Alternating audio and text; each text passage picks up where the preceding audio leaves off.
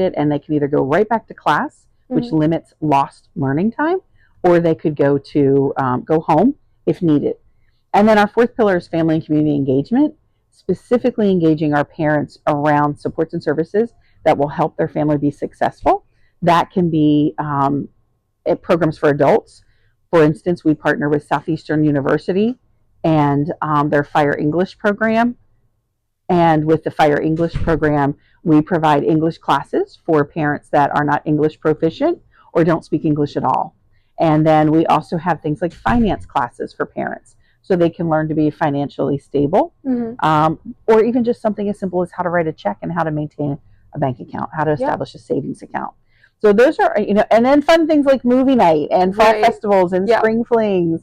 All of those low-level type non-threat things that families can get involved in that doesn't involve academics or discipline, but it does in the sense that it gives them a sense of community.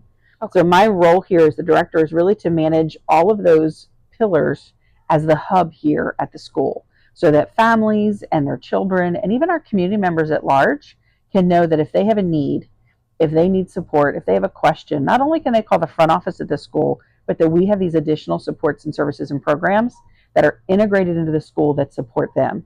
So really that outreach into our families here at the school, even our teachers are part of our school community. A lot of folks see that as separate, but our community is our teachers, our students, our families, and the general Crystal Lake area. What are some unique challenges that you face working in a low poverty school when it comes to engaging parents? I think there's two things that come to mind specifically.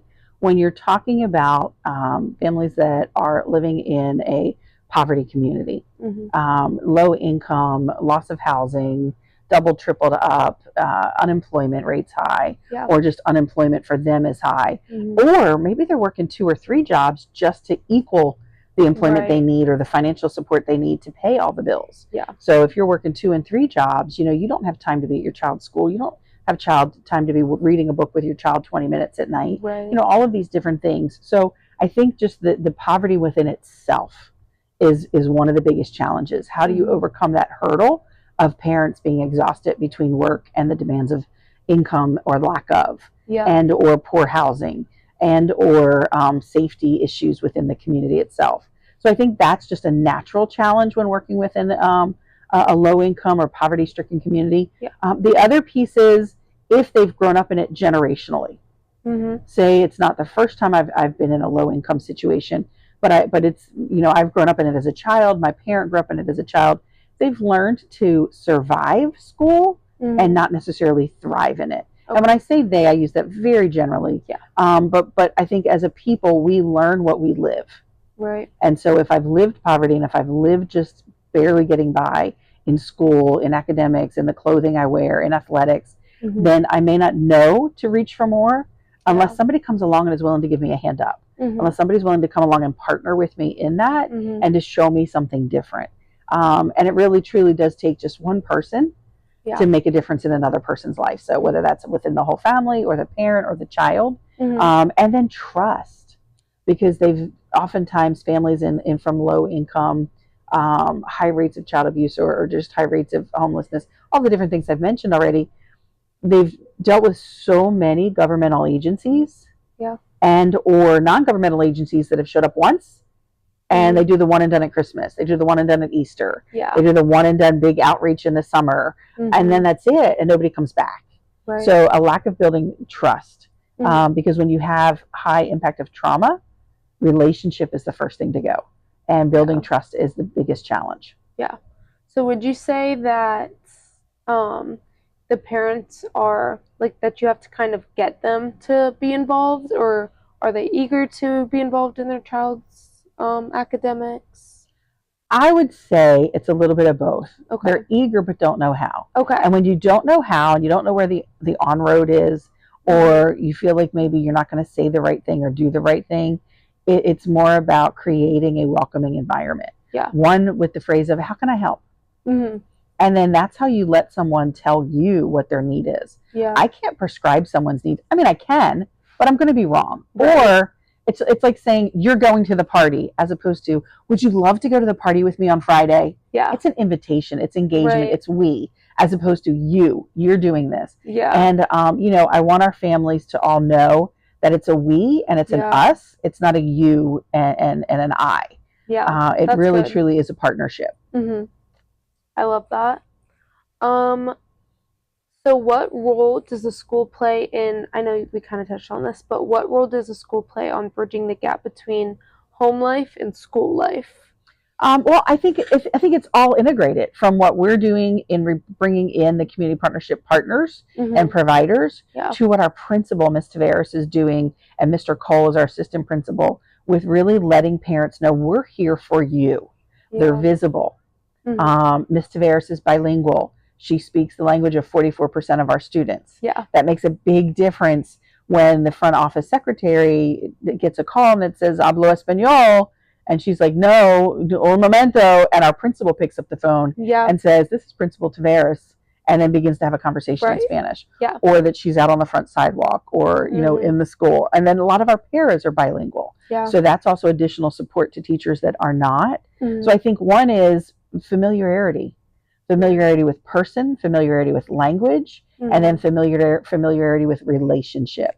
And so from a big picture school perspective, I think that we have that from our principal down to our custodial staff, and really focusing on safety as well as the academics. And safety means I feel safe, I feel welcome, I feel heard, I feel cared for. It's not about just boo-boos and Band-Aids. Right. Yeah. In your experience, how does parental involvement influence a student's academic success and overall well-being? Absolutely. Parent involvement 100% impacts the student's ability to perform, whether that's attending school daily, whether that's performing in the classroom, and or their grade may not improve, but their attention has. Because they know that their parent is paying attention. So have you seen like an instance where maybe parents were like less involved and then they started to get more involved in the school and the child does better academically or just behavioral? There's a video clip you can see on social media, and it talks about the importance of showing up.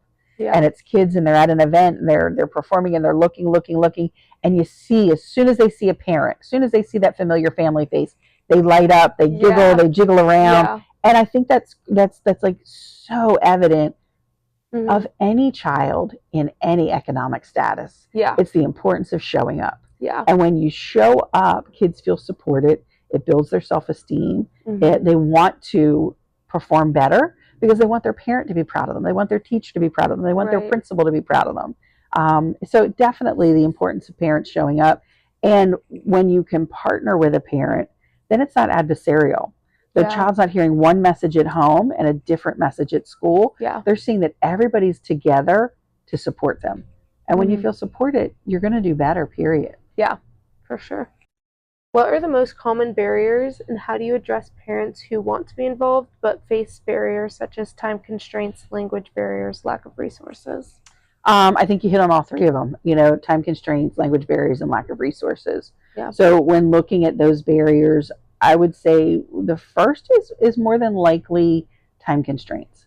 So when you're working when you're a school in a low-income community, you have a lot of parents, individuals that are working shift work. And or positions of employment that don't necessarily have leave.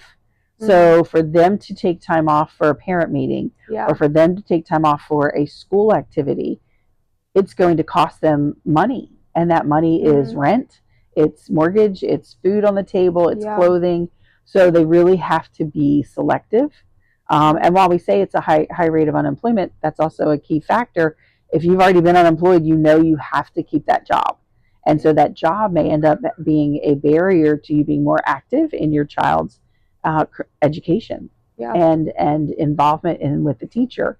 So now you're dependent on text communication or email communication, but there really is something different about being present for the academic nights and coming into the teacher and meeting with the student's classroom. The other evening, we had a little boy, his teacher wasn't here that evening, but he still took his parents in the class just so he could show them where his desk was. Like, it was so important for them to see his desk. And you know what? They made it just as important. Yeah. And then they went into the other classroom and met with the teachers. Mhm. So it was really just warm, heartening to see him like be so excited about showing his desk. Yeah. When you look at income, that ties right back into the job. If I don't have the income, I've got to be at work to make sure the income's Right. coming in. And so that's part of that resources. The Mhm. wonderful thing about our school is, as a community partnership school, we have food supports that we're able to offer families. Yeah. We have clothing and uniform supports we're able to offer families. Mhm. We have hygiene supports we're able to offer families. I have a coordinator that's able to work with the families to process through what their needs are, connecting them to United Way of Central Florida's 211, connecting them to Hope Florida, different resources even outside of, we don't have the resource, connecting them to the resource that can support them. And Yeah. that can be medical care through Central Florida Healthcare and our on-site community health center, and our bi-weekly first and third Wednesday food distribution. We have Kids Pack that provides weekend food for Yeah. our kids. So many different resources that our families have. But again, if they don't trust us to tell us, Mhm. and they don't get the "how can we help" message, Yeah. then they don't know to ask. Right. And I can tell you, from the first year that we started as a community partnership school, and we had a food pantry, an emergency food pantry, to where we are now, that first year, we had one family that mentioned that they needed food help. Yeah. Because families were concerned that if they said they needed help, that it would be a problem Mhm. and something reported that they're not doing their job, Yeah. as opposed to Right. they were being strengthened. They were strong as a family to say, I Yeah. need help. How can I get resources? Right. Where now we regularly have families that agree to receive food supports. We have 72 children currently receiving weekend Wow. food Yeah. out of 428 students. Yeah. So that's almost 25% of our students being fed on Yeah. the weekends. Wow. All right. Last question. What do you think the most rewarding aspect of working with parents in your school is? I think the most rewarding aspect of working with the parents is just the engagement. Just being able to see that they feel heard, Yeah. that they Mhm. know that someone's in their corner. Right. I don't have to agree with their lifestyle. Yeah. I don't have to agree with all of their choices. I don't have to agree with how they manage their money. Mhm. But I can agree that we're both here to work together. Yeah. And that we're here as a team to work together to support them. The hub team with the coordinators, our school team, our school leadership, our leadership team, the teachers, we're all here to work together to support the families. And when you have a family that wasn't showing up and now is, Yeah. or shows up for the first time, Right. man, that there's nothing more rewarding than knowing that a family truly knows that you're there for them. Yeah. And that you're there to support them and their child or children. For sure. All right. Well, thank you so much. You're welcome. It's been my pleasure. Yeah.